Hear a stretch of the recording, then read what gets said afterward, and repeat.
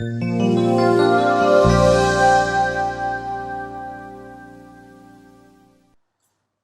and welcome back to Coking.com's series, I Spy a Coker. I'm Evan Hyde and I am here to share with you some pictures of cokers from afar and try to see what we can learn about them just by looking at them from a distance. It's amazing what you can find out. So let's dive right into it. Our first photo for today, let's zoom in on this bad boy a little bit. So what do we see? We see a 2-drum coker. One single derrick with the wings off to the side. This is a fairly characteristic example of one of the major licensors that I will talk about in the last photo for today. But so again, we have the 2-drum coker. Looks like these guys are getting ready for some maintenance. They have their fractionator all fully enshrouded with some scaffolding. Also some scaffolding around the elevator structure. One of the reasons why I wanted to bring this particular picture to your attention today is I think this is an excellent example of a remote egress tower. So as you can tell, this is a 2-drum structure where they have the elevator on one side and you can just kind of see the framework of the structure poking out from the other side, and that's where the primary stairs would be. However, during a risk assessment, these guys realized that single point of egress from the top derrick is really not your best strategy. You really want a secondary egress pathway. And they took the extra step, which I applaud them for, of actually spending a little bit of extra money and building that stair tower farther away from the derrick structure so the operators can get down away from the action, so to speak, if they needed to. So multiple points of egress from multiple elevations on the structure, all going down to grade. What else can we surmise by looking at this picture? It seems like there's a pretty big dike here in the foreground, and then everything on the background in the unit area looks to be a bit below. So it looks like these guys are sitting at or slightly below the water level. So that's something to be concerned of when it comes to inclement weather. So let's zoom in a little bit more. What else can we see here? Again, sort of the double-fired furnace configuration. Most likely based on what we can just kind of see the furnace poking out, forced air, of course. Moving to the side, you see the fractionator. Relatively tall fractionator relative to the drum size. That's good, probably getting good product cuts. And we'll see another unit in a minute where the fractionator is a lot shorter by comparison. So just kind of zoom back out, take a look at relative size of this 2-drum unit to its fractionator. So let's move on. Second coker for today. You see the derrick structure looks a little bit strange. This one on the left is a little bit rectangular, while the one on the right is more pointy. So let's take a harder look. Let's zoom in a little bit more and see what we can see. Okay, so we see the derrick structure. We might want to call our attention to the aerial lights on the top. Those are very important for the safety of the folks in the refinery and people flying overhead.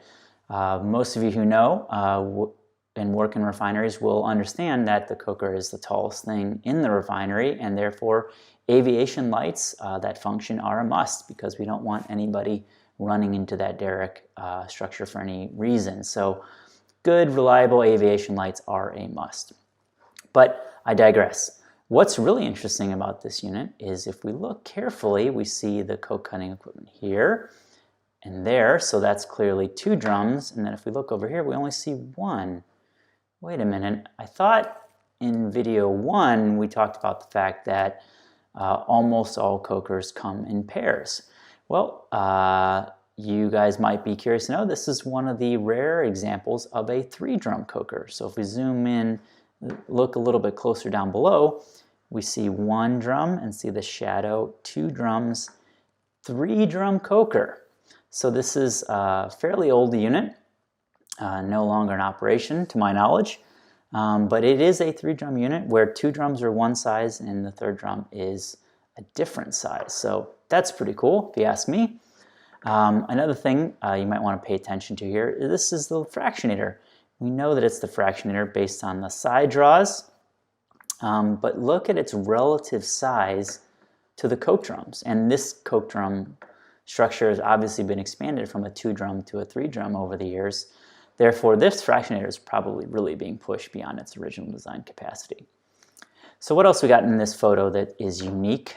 You see the elevator structure here, and then what's this thing hanging off to the side? For those of you who have worked at a coker like this, you know that this is called a Baker chute, and this is an emergency egress strategy where if you look really carefully at this picture, you see this wire going off, and what happens in the event of an emergency, you pull a little lever, this chute unfurls along that wire and you jump in that chute. Now, it sounds a little scary, a little crazy, but it does in fact work, and I've talked to many operators who have in fact gone down the chutes for training only. I haven't talked to anyone who's done it in an emergency situation. That's good. But they do work just fine, but definitely are not preferred over the standard dual egress strategy. But clearly this has been retrofitted and they're trying to do their best with what they got. So again, 3-drum coker, pretty cool. Don't get to see many of those in the world. There's probably less than 10 to my knowledge. So we had a 2-drum coker and now a 3-drum coker. So let's move on to a 4-drum coker. So I alluded to this in video number 1, and I'm going to address it here in video number 2. This is the characteristic example of one of the particular licensors. The edges of these derrick towers are often referred to as angel wings when I've moved around at these various sites. So I'm not going to give that licensor away by name, but if you happen to know and you want to list it in the comments of this video, please go ahead. But this is the dead giveaway for one particular licensor. So again, this is a 4-drum coker. A couple things I wanted to bring to your attention I think is interesting about this particular design is it is a 4-drum, but notice how tall the coke drums are. From the perspective of the photo, the coke drums are actually relatively tall and relatively skinny compared to some other ones that we're going to see over the course of this video series. So that was a particular design strategy that was in vogue for a while and has some benefits. But for a given amount of mass you can put in the drum, the cross-sectional area is lower, so the velocity goes up. But there are certain configurations where that makes sense. I'm talking about specialty grade cokes. So again, this is a good example of a 4-drum coker with the angel wings, and that's all we have for today. So I hope you enjoyed our I Spy a Coker series, bringing you a 2-drum, a 3-drum, and a 4-drum coker. Super fun. I'm Evan Hyde with Coking.com, and we'll look forward to seeing you next time.